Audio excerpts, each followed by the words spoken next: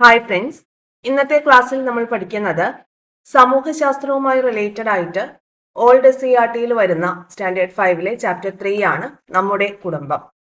ഈ ഒരു ചാപ്റ്ററിൽ വളരെ കുറച്ച് പോയിന്റുകൾ മാത്രമാണ് നമ്മൾ പഠിക്കേണ്ടതുള്ളൂ. അപ്പോൾ ആ ഒരു പോയിന്റുകളൊക്കെ നമ്മൾ ഹൈലൈറ്റ് ചെയ്ത് വെച്ചിട്ടുണ്ട്. ഹൈലൈറ്റ് ചെയ്ത പോയിന്റുകൾ മാത്രമാണ് നോക്കി പോകുന്നത് കേട്ടോ. നോക്കാം. നമ്മുടെ കുടുംബം.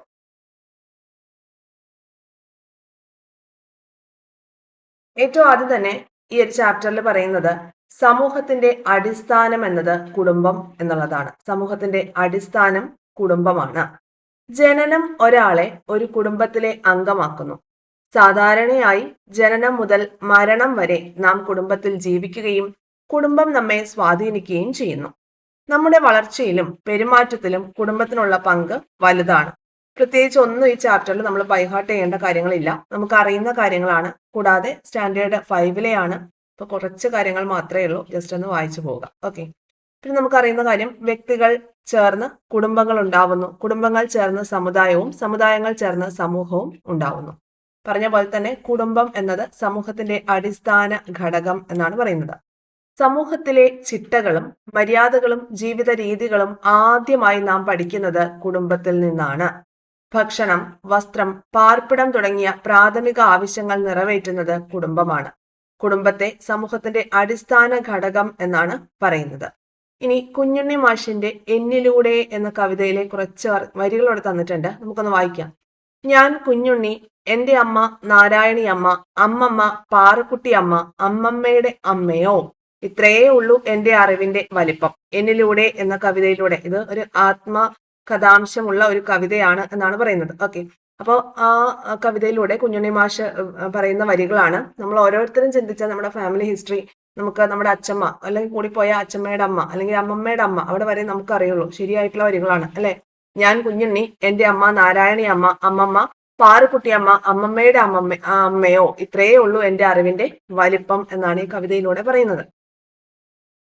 പിന്നെ നമുക്കൊരു ഫാമിലി ട്രീ ഒക്കെ തന്നിട്ടുണ്ട്. അതിൽ നമ്മുടെ ജനറേഷൻസ് കൊടുത്തിട്ട് പേരുകൾ എഴുതാനാണ് കുട്ടികൾക്കുള്ള ആക്ടിവിറ്റി ആയി കൊടുത്തിരിക്കുന്നത്. അതൊന്നും നമുക്ക് ആവശ്യമില്ല. നമുക്ക് ആവശ്യമുള്ള ഭാഗങ്ങളിലൂടെ മാത്രമാണ് പോകുന്നത്. ഓക്കെ. ഇനി അടുത്തത് കുടുംബ രൂപീകരണം. ജനനം ഒരു വ്യക്തിയെ കുടുംബത്തിലെ അംഗമാക്കുന്നു എന്ന് നമ്മൾ കണ്ടു. കുടുംബത്തിലെ ചില അംഗങ്ങൾ രക്തബന്ധത്താൽ ഒന്നിച്ചവരും ഉണ്ട് അല്ലെ. പിന്നെ കുടുംബങ്ങൾ വിവിധ തരം. ഇതാണ് ഈ ഒരു ഭാഗത്ത് നമുക്ക് നോക്കേണ്ട ഒരു കാര്യം എന്ന് പറയുന്നത്. ഓക്കെ. അപ്പോ അണുകുടുംബം, വിസ്തൃത കുടുംബം, അണുകുടുംബം, വിസ്തൃത കുടുംബം, അതുപോലെ കൂട്ടുകുടുംബം. 3 കുടുംബങ്ങളാണ് ഇവിടെ തന്നിരിക്കുന്നത്. അപ്പൊ അണുകുടുംബം എന്നാൽ എന്താണ്? ഇവിടെ ഫസ്റ്റ് പിക്ചറിൽ നോക്കാട്ടോ. അണുകുടുംബം എന്ന് പറയുമ്പോൾ ന്യൂക്ലിയർ ഫാമിലിയാണ്. ഇന്നത്തെ ഈ ഒരു 21st സെഞ്ചുറിയിൽ നിലനിന്ന് പോകുന്നത് എന്താണ്? അണുകുടുംബമാണ്. അച്ഛൻ, അമ്മ, അവരുടെ 2-3 കുഞ്ഞുങ്ങളുമായിട്ട് അല്ലെ. അപ്പൊ അണുകുടുംബങ്ങൾ ഒന്നിച്ച് താമസിക്കുന്ന കുടുംബത്തെയാണ് പിന്നെ അടുത്തതിൽ കാണുന്നത് വിസ്തൃത കുടുംബം എന്ന് പറയുന്നത്. അണുകുടുംബങ്ങൾ ഒന്നിച്ച് താമസിക്കുന്നത്. ഇനി മൂന്നാമത്തെ ചിത്രത്തിലോ കൂട്ടുകുടുംബം അല്ലെങ്കിൽ ജോയിന്റ് ഫാമിലിയാണ്.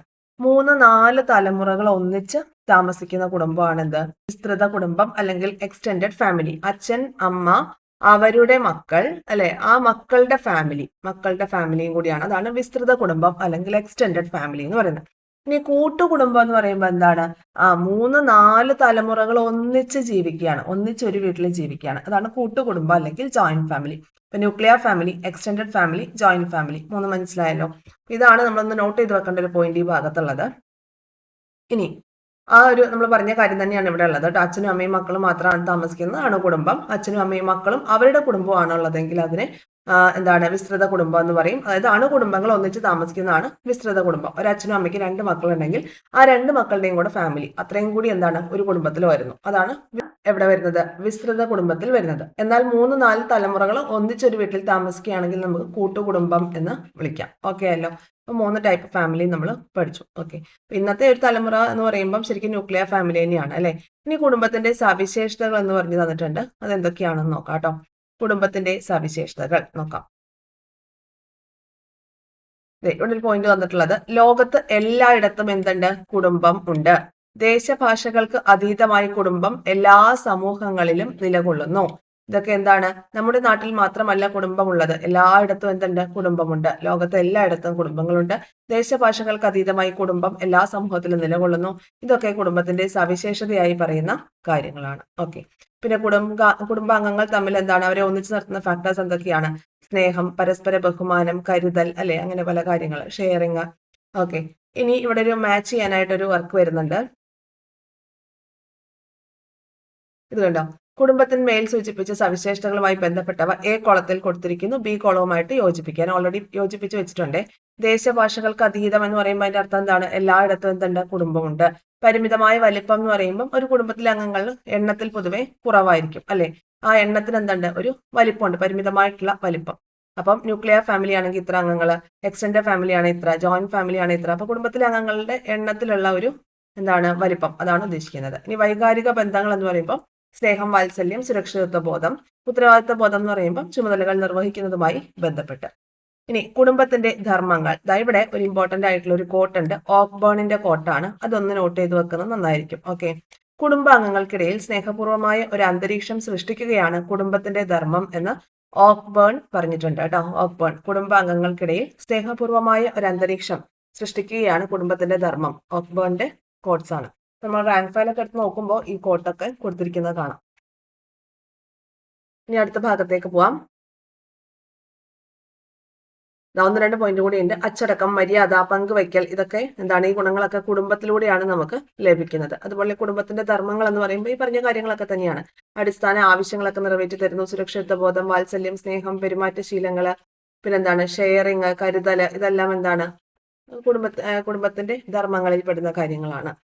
ഈ ചാപ്റ്ററിൽ ഒന്നും നമുക്ക് പ്രത്യേകിച്ച് ബൈഹാർട്ട് ചെയ്യേണ്ട കാര്യങ്ങളില്ല. ഓക്ബേണിന്റെ ഒരു കോട്ട്, അത് മാത്രം ഒന്ന് നോട്ട് ചെയ്ത് വെച്ചേക്കാം കേട്ടോ. ഓക്കെ. അപ്പൊ അത്രയേ ഉള്ളൂ ഈ ഒരു ചാപ്റ്റർ. ഇതിന്റെ സമ്മറി ജസ്റ്റ് ഒന്ന് വായിച്ചു വെച്ചേക്കാം. സമൂഹത്തിന്റെ അടിസ്ഥാന ഘടകമാണ് കുടുംബം. ശരിക്കും പറഞ്ഞാൽ ഈ ചാപ്റ്റർ മുഴുവൻ വായിക്കേണ്ട ആവശ്യമില്ല. ഈ ഒരു സംഗ്രഹത്തിൽ എല്ലാ കാര്യങ്ങളും വരുന്നുണ്ട് ഈ ചാപ്റ്ററിൽ നമ്മൾ പറഞ്ഞത്. സമൂഹത്തിന്റെ അടിസ്ഥാന ഘടകമാണ് കുടുംബം. രക്തബന്ധത്തിലൂടെയോ വിവാഹ ബന്ധത്തിലൂടെയോ ദത്തെടുക്കലിലൂടെയോ ഒരു കുടുംബം രൂപീകരിക്കപ്പെടുന്നുണ്ട്. കുടുംബ ഘടനയുടെ അടിസ്ഥാനത്തിൽ കുടുംബങ്ങളെ അണുകുടുംബം, വിസ്തൃത കുടുംബം, കൂട്ടുകുടുംബം എന്നിങ്ങനെ തരംതിരിക്കാം. പിന്നെ സർവ ലൗകികത, വൈകാരിക ബന്ധം, പരിമിതമായ വലിപ്പം, ഉത്തരവാദിത്വ ബോധം, ഇതൊക്കെ കുടുംബത്തിന്റെ സവിശേഷതകളായി നമുക്ക് പറയാമെങ്കിൽ, പിന്നെ അവിടെ ഫ്ലവർ പോലെ ഇമേജ് തന്നില്ലേ, അവിടെ നമുക്ക് ഇൻക്ലൂഡ് ചെയ്യാവുന്ന കാര്യങ്ങൾ ഇതൊക്കെയാണ്. കുടുംബത്തിന്റെ ധർമ്മങ്ങൾ എന്തൊക്കെ? സുരക്ഷിതത്വം ഉറപ്പുവരുത്തുക, അടിസ്ഥാന ആവശ്യങ്ങൾ നിറവേറ്റുക, സ്നേഹവാത്സല്യങ്ങൾ നൽകുക, നല്ല പെരുമാറ്റശീലങ്ങൾ വളർത്തിയെടുക്കുക, ഇതൊക്കെ കുടുംബത്തിന്റെ ധർമ്മങ്ങളിൽ പെടുന്നവയുമാണ്. അപ്പൊ ഇത്രയും കാര്യങ്ങളേ ഉള്ളൂ കേട്ടോ.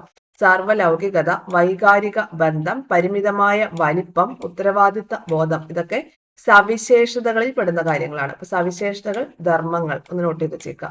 ധർമ്മങ്ങളിലാണ് സുരക്ഷിതത്വം ഉറപ്പുവരുത്തുന്നത്, അടിസ്ഥാന ആവശ്യങ്ങൾ നിറവേറ്റുന്നത്, പിന്നെ സ്നേഹവാത്സല്യങ്ങൾ നൽകുക, നല്ല പെരുമാറ്റശീലങ്ങൾ വളർത്തിയെടുക്കുക എന്നുള്ള കാര്യങ്ങളൊക്കെ വരുന്നത്. ഓക്കെ അല്ലേ? പിന്നെ നമ്മൾ പറഞ്ഞത് എന്താണ്? കുഞ്ഞുണ്ണി മാഷിന്റെ ആത്മകഥാംശമുള്ള ഒരു കവിതയെ കുറിച്ച് പറഞ്ഞു അല്ലെ? എന്നിലൂടെ എന്ന് പറയുന്ന ഒരു കവിത. പിന്നെ സമൂഹത്തിന്റെ അടിസ്ഥാനം എന്ന് പറയുന്നത് കുടുംബമാണ് എന്നൊരു പോയിന്റ് കൂടി പറഞ്ഞിട്ടുണ്ടായിരുന്നു. പിന്നെ പറഞ്ഞൊരു പോയിന്റ് എന്താ? ഓക്ബേണിന്റെ കോട്ട് ഒന്ന് പഠിച്ചു വെച്ചേക്കാം. അതാണ് ഈ ഒരു ചാപ്റ്ററിൽ പഠിക്കാനായിട്ടുള്ള ഒരു കാര്യം നമുക്ക് പറയാവുന്നത്. അപ്പൊ ഇത്രയും കാര്യങ്ങളാണ് ഈ ഒരു ചാപ്റ്ററിനുള്ളത്. ഇനി നമുക്ക് ഈ ഭാഗത്ത് നോക്കാനായിട്ടുള്ളത്, ഓക്ബേണിന്റെ കോട്ട് ഓർമ്മയുണ്ടല്ലോ, എന്തായിരുന്നു?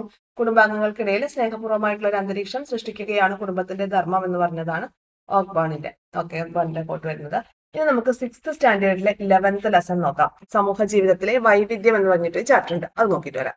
ലെസൺ 6th സ്റ്റാൻഡേർഡിലെ 11th ലെസൺ സമൂഹ ജീവിതത്തിലെ വൈവിധ്യം എന്ന ചാപ്റ്റർ ആണ് കേട്ടോ. അപ്പൊ ഇവിടെ ഏറ്റവും ആദ്യം പറയുന്നത് ഗോത്ര സമൂഹവുമായി ബന്ധപ്പെട്ടിട്ടുള്ള കാര്യങ്ങളാണ്. ഗോത്ര സമൂഹങ്ങൾക്ക് തനതായ ജീവിത രീതികളുണ്ട്. നമ്മുടെ ദേശത്തെ ആദ്യകാല സമൂഹങ്ങളുടെ പിന്മുറക്കാരാണ് ഈ ഗോത്ര സമൂഹത്തിലുള്ള ആളുകൾ. അപ്പൊ നോക്കിയേ, കേരളത്തിൽ വിവിധ ഗോത്രവർഗ്ഗങ്ങൾ ഉണ്ടെന്ന് നമുക്കറിയാം. കേട്ടിട്ടുണ്ടാവുമല്ലോ നിങ്ങൾ ഈ പേരുകളൊക്കെ. പണിയർ, കുറിച്യർ, അല്ലെ? കുറിച്യർ ലഹളയൊക്കെ നമ്മൾ പഠിച്ചിട്ടുള്ളതാണ്. പണിയർ, കുറിച്യർ, പിന്നെന്താണ്? ഇരുളർ, അടിയർ, പിന്നെ ചോല നായിക്കന്മാര്, അരനാടാറ്, അതുപോലെ എരവാലൻ, അങ്ങനെ ഒരുപാട് ഗോത്ര സമൂഹങ്ങൾ ഉണ്ട്. ഇപ്പൊ ഗോത്രം എന്നാൽ എന്താണ്? അതെവിടെ ടേം തന്നിട്ടുണ്ട് നോക്കാം, ഡെഫിനിഷൻ നോക്കാം. ഒരു പൊതുപ്രദേശത്ത് താമസിക്കുകയും തനത് ഭാഷ സംസാരിക്കുകയും ചെയ്യുന്ന ജനവിഭാഗമാണ് ഗോത്ര സമൂഹം. അവർക്ക് സവിശേഷമായിട്ടുള്ള ആചാരാനുഷ്ഠാനങ്ങളൊക്കെ പിന്തുടരുന്ന ഒരു ജനതയാണ് അവര്. ഒരു പൊതുപ്രദേശത്ത് താമസിക്കുകയും തനത് ഭാഷ സംസാരിക്കുകയും ചെയ്യുന്ന ജനവിഭാഗമാണ് ഗോത്ര സമൂഹം എന്ന് പറയുന്നത്. ഇനി അടുത്തൊരു ബോക്സ് വന്നിരിക്കുന്ന കണ്ടോ, കേരളത്തിലെ ഗോത്ര സമൂഹങ്ങൾ 1976 ഭേദഗതി ചെയ്ത വർഷം ഒന്ന് പ്രത്യേകം നോട്ട് ചെയ്ത് വെക്കുക. 1976 ഭേദഗതി ചെയ്ത പട്ടികജാതി പട്ടികവർഗ നിയമപ്രകാരം കേരളത്തിൽ വിവിധ ഗോത്രങ്ങളിലായി 35 ഗോത്ര സമൂഹങ്ങളുണ്ട് കേട്ടോ. 1976 ഭേദഗതി ചെയ്ത പട്ടികജാതി പട്ടികവർഗ നിയമപ്രകാരം കേരളത്തിലെ വിവിധ ഭാഗങ്ങളിലായി 35 ഗോത്ര സമൂഹങ്ങളുണ്ട്. പല ജില്ലകളിൽ ചിതറിക്കിടക്കുന്ന പണിയറാണ് എണ്ണത്തിൽ ഏറ്റവും കൂടുതലായിട്ട് ഉള്ളത്. പ്രത്യേകം ഒന്ന് നോട്ട് ചെയ്ത് വെച്ചേക്കുക. കേരളത്തിൽ ഏറ്റവും വലിയ ആദിവാസി വിഭാഗം പണിയരാണ്. 1976 ഭേദഗതി ചെയ്ത പട്ടികജാതി പട്ടികവർഗ നിയമപ്രകാരം കേരളത്തിലെ വിവിധ ഭാഗങ്ങളിലായിട്ട് ഏകദേശം 35 ഗോത്ര സമൂഹങ്ങളുണ്ട്.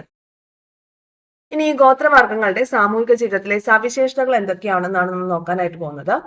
പോയിന്റ് ആയിട്ട് തന്നിട്ടുണ്ട്. ഗോത്രവർഗത്തിൽ പെടുന്നവർ പൊതുവെ മലയോരങ്ങളിലോ വനങ്ങളിലോ കുന്നിൻ മുകളിലോ ഒറ്റപ്പെട്ട് കിടക്കുന്ന താഴ്വരകളിലോ ഒക്കെ താമസിക്കുന്നവരാണ്. ഓരോ ഗോത്ര സമൂഹവും ഒരിടത്ത് കൂട്ടമായിട്ട് ജീവിക്കുകയാണ് ചെയ്യുക. മറ്റു സമൂഹങ്ങളിൽ നിന്ന് വേറിട്ടൊരു ജീവിതമാണ് ഇവർ നയിക്കുന്നത്. ഇപ്പൊ ഗോത്രവർഗത്തിൽ പെടുന്നവർ പൊതുവെ മലയോരങ്ങളിലായിരിക്കാം, വനങ്ങളിലായിരിക്കാം, കുന്നിൻ മുകളിലായിരിക്കാം, അല്ലെങ്കിൽ ഒറ്റപ്പെട്ട് കിടക്കുന്ന താഴ്വരകളിലൊക്കെയാണ് താമസിക്കുന്നത്. അപ്പൊ ഈ ഓരോ ഗോത്ര സമൂഹവും ഒരിടത്ത് കൂട്ടമായിട്ടാണ് ജീവിക്കുന്നത്. അത് അവർക്ക് മറ്റുള്ള സമൂഹങ്ങളിൽ നിന്ന് ഒരു വേറിട്ട മറ്റൊരു സ്റ്റൈലാണ് അവരുടെ ലൈഫ് എന്ന് പറയുന്നത്. ഇനി അടുത്ത പോയിന്റ് നോക്കി, വനവിഭവങ്ങൾ ശേഖരിച്ചും. അപ്പോൾ വനത്തിന്റെ അടുത്ത് താമസിക്കാനുള്ള കാരണം മനസ്സിലായി. എന്തുകൊണ്ടാ? വനവിഭവങ്ങൾ ശേഖരിക്കാൻ അവർക്ക് എളുപ്പമാണ്. അതുപോലെ പരമ്പരാഗത രീതിയിൽ കൃഷി ചെയ്തും. ഇപ്പൊ നമ്മള് കുറിച്യ ലഹള പഠിച്ചപ്പോൾ നമ്മൾ പഠിച്ചിട്ടുണ്ടായിരുന്നു എന്താ, വെട്ടിച്ചുട്ട് കൃഷി അല്ലെ. അവർ കാടുകളൊക്കെ വെട്ടി തെളിച്ച് അവിടെയായിരുന്നു കൃഷി ചെയ്തിരുന്നത് എന്നുള്ളത്. അപ്പൊ അവരുടെ കൃഷിയിടത്തിനടുത്തായിരിക്കും അവര് സെറ്റിൽ ആവുക. അപ്പൊ വനവിഭവങ്ങൾ ശേഖരിച്ചും പരമ്പരാഗത രീതിയിൽ കൃഷി ചെയ്തുമാണ് ഗോത്ര സമൂഹങ്ങൾ ജീവിക്കുന്നത്. ഇവർക്കിടയിൽ പലരും പരമ്പരാഗത കൂലി തൊഴിലുകൾ ചെയ്യുന്നവരും ഉണ്ട്. അടുത്തൊരു പോയിന്റ് നോക്കൂ. ഓരോ ഗോത്ര സമൂഹത്തിനും അവരുടേതായിട്ടുള്ള ഭാഷയുണ്ട്. ഇവ തനതായ ലിപികളില്ലാത്ത സംസാര ഭാഷയാണ്. അതായത് എവിടെയും ലിഖിതമായിട്ടൊന്നും ഇല്ല. അതെന്താണ്, വാമൊഴിയായിട്ട് അവരുടെ ജനറേഷനിലൂടെ ഇങ്ങനെ പാസ് ചെയ്ത് വരുന്ന ലിപികളൊന്നും തന്നെ ഇല്ലാത്ത സംസാര ഭാഷയാണ് ഓരോ ഗോത്ര സമൂഹത്തിനും ഉള്ളത്. ഇനി ഇവിടെ നോക്കിയേ, കുറച്ച് ഫാമിലി റിലേഷൻ ടേംസ് ആണ് തന്നിരിക്കുന്നത്. വേണ്ടിയാര്, ഭാര്യ എന്ന അർത്ഥത്തിൽ അവര് വിളിക്കുന്ന പദമാണ് വേണ്ടിയാര് ഉപയോഗിക്കുന്ന പദം. വേത്താര്, ഭർത്താവ്. അപ്പൻ, അച്ഛൻ. പേപ്പൻ, അപ്പൂപ്പൻ. മോളാര്, മകൾ. മോനാര്, മകൻ. ആച്ചി, ചേച്ചി ആച്ചി എന്നാണ് വിളിക്കുന്നത് കേട്ടോ. ജ്യേഷ്ഠൻ, ചാട്ടൻ. നോക്കൂ, അപ്പൊ കുടുംബ ബന്ധങ്ങൾ സൂചിപ്പിക്കുന്ന പദങ്ങളാണ് ഇവിടെ തന്നിട്ടുള്ളത്.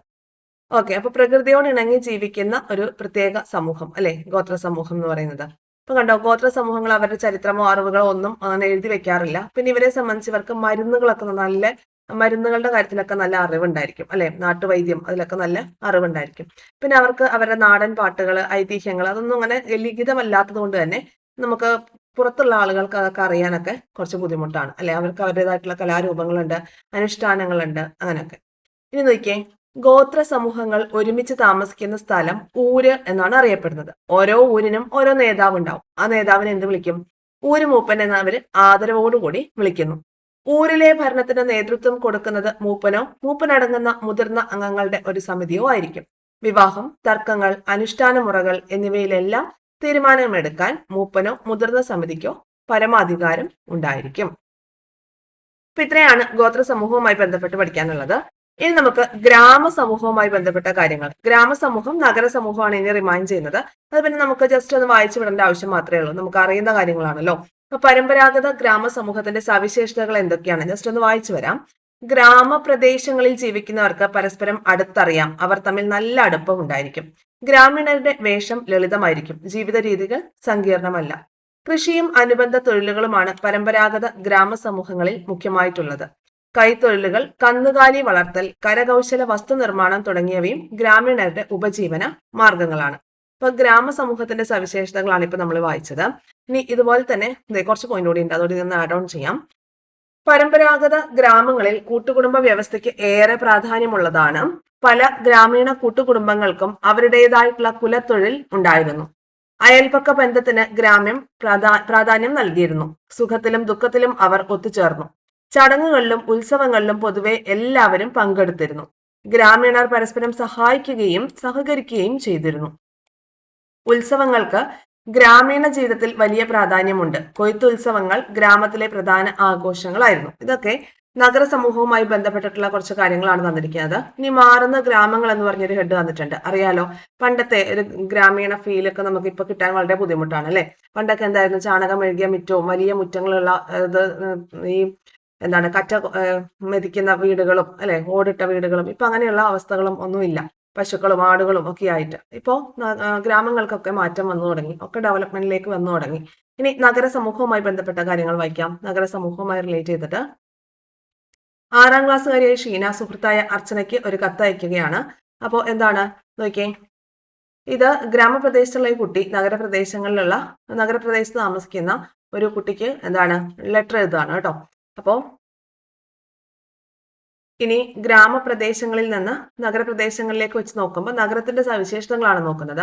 വൈവിധ്യങ്ങളുടെ കേന്ദ്രം. പല ഭാഷകൾ സംസാരിക്കുന്നു, പല വേഷങ്ങൾ അണിയുന്നു, വിവിധ ഭക്ഷണ രീതികൾ പിന്തുടരുന്നു. തൊഴിലുകളാണെങ്കിലും എന്താണ് പലതരമാണ്. വ്യവസായത്തോടും വ്യാപാരത്തോടും ബന്ധപ്പെട്ട തൊഴിലുകൾ. അപ്പൊ നമ്മൾ ഗ്രാമ സമൂഹവുമായി റിലേറ്റ് ചെയ്ത് പറയുകയാണെങ്കിൽ നമുക്ക് അവിടെ എന്ത് പറയാം, കൃഷിയുമായി ബന്ധപ്പെട്ട തൊഴിലുകളാണ് അല്ലെ. ഇനി നഗരത്തിലേക്ക് വരുമ്പോൾ അത് വ്യവസായവും വ്യാപാരവുമായി ബന്ധപ്പെട്ട തൊഴിലുകളാണ്. തൊഴിലുകൾ വിവിധ സാമ്പത്തിക സാമൂഹിക വർഗങ്ങളെ ഉണ്ടാക്കുന്നു. തൊഴിൽ സംഘടനകൾ രൂപം കൊള്ളുന്നു. വലിയ കെട്ടിടങ്ങളുടെ കേന്ദ്രം, അതായത് ഫ്ളാറ്റുകൾ, മാളുകൾ, സൂപ്പർ മാർക്കറ്റുകൾ, ബംഗ്ലാവുകൾ. നാഗരിക ജീവിത രീതി, ഫാഷനുകൾ, ആധുനിക ജീവിത ശൈലികൾ, വൈവിധ്യപൂർണമായ ജീവിത ശൈലികൾ, കൂടുതൽ ജനസാന്ദ്രത, ചേരി പ്രദേശങ്ങൾ. ഇതൊക്കെ നഗരത്തിലെ കാര്യങ്ങളാണ്. അപ്പൊ നഗരത്തിലെ മേന്മകൾ പറയുമ്പോൾ അവിടെ പ്രശ്നങ്ങളും ഉണ്ട്. എന്തൊക്കെയാണ്? ഗതാഗത കുരുക്ക്, വായു മലിനീകരണം, ഇതൊക്കെ എന്താണ് പ്രശ്നങ്ങൾ തന്നെയാണ്. ഇനി അങ്ങനെ വരുമ്പോൾ നഗരജീവിതം പലപ്പോഴും ദുഷ്കരമാവുകയും ചെയ്യുന്നുണ്ട്. അങ്ങനെയെങ്കിൽ നഗരത്തിലെ പ്രശ്നങ്ങളുടെ പരിഹാര മാർഗങ്ങൾ എന്തൊക്കെയാണ്?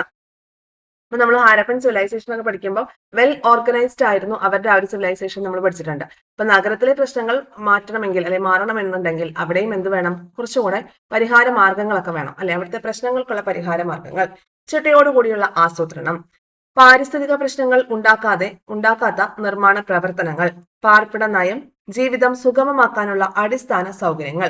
ഇതൊക്കെ ഉണ്ടെങ്കിൽ നഗരത്തിലെ പ്രശ്നങ്ങളെല്ലാം ഒരു പരിധി വരെ പരിഹരിക്കപ്പെടും എന്നാണ് പറയുന്നത്.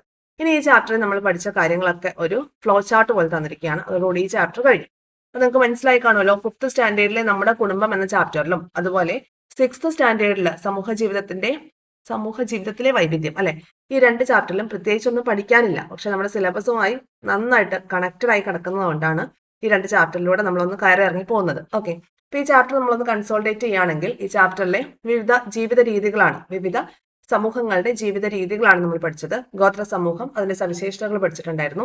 ഗ്രാമ സമൂഹവുമായി ബന്ധപ്പെട്ടിട്ട് പരമ്പരാഗത ഗ്രാമത്തിന്റെ സവിശേഷതകളും ആ ഗ്രാമ സമൂഹത്തിൽ ഇന്ന് വന്നുകൊണ്ടിരിക്കുന്ന മാറ്റങ്ങളും നമ്മൾ പഠിച്ചു.